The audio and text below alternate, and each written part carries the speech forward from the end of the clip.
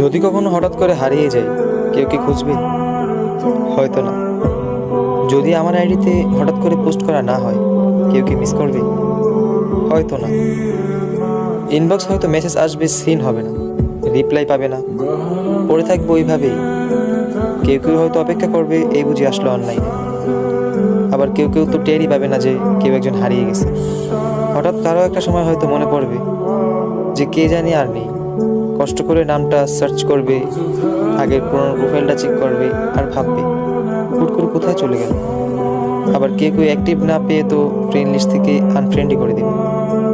যখন আমি থাকবো না, আমার স্মৃতিগুলি কি কারো মনে পড়বে? হয়তো না, আবার হয়তো হ্যাঁ।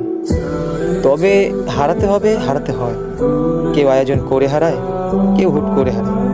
আমি না হয় হুট করেই হারিয়ে যাব।